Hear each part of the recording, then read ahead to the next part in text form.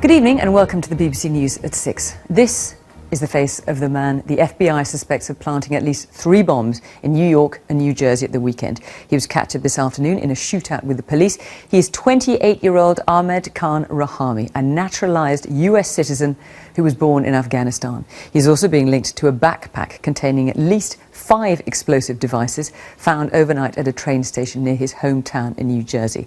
Our North America correspondent Nick Bryan is near the scene of where the shootout and the capture took place. Nick, this only happened a short while ago. What more can you tell us?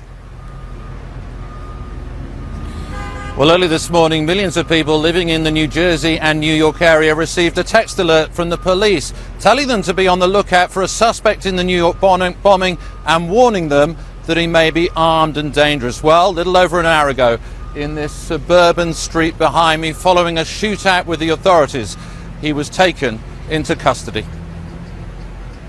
This is a suspect who police believe carried out the New York bombing, blooded and bandaged following a shootout with police, but now in custody after a dramatic manhunt. His name is Ahmad Khan Rahami, a 28-year-old naturalized US citizen who was born in Afghanistan. The police had released photos of him early this morning after he was spotted on surveillance footage at the site of the New York bombing and also where a second device was found just streets away. The public had been warned he was armed and dangerous. I seen the cops shooting at the guy.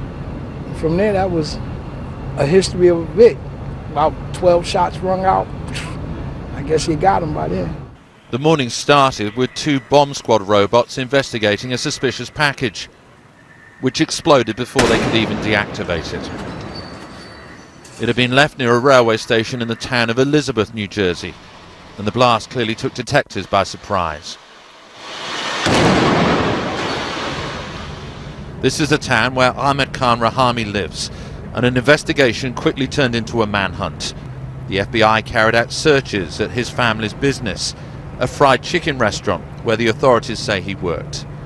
They've been investigating possible links with a spate of attacks over the weekend.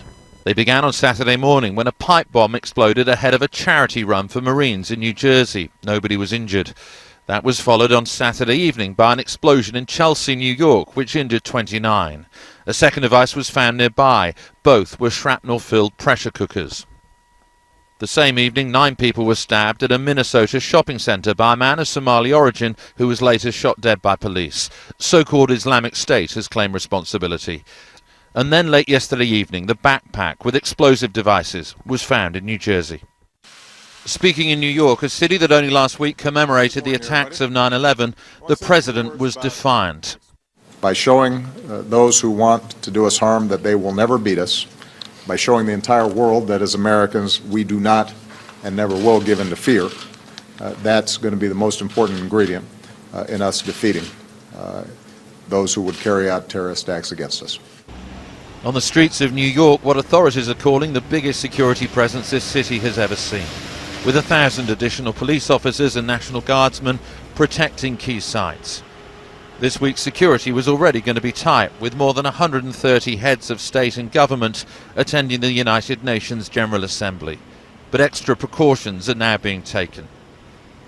But the police clearly believe they now have the New York bombing suspect in custody.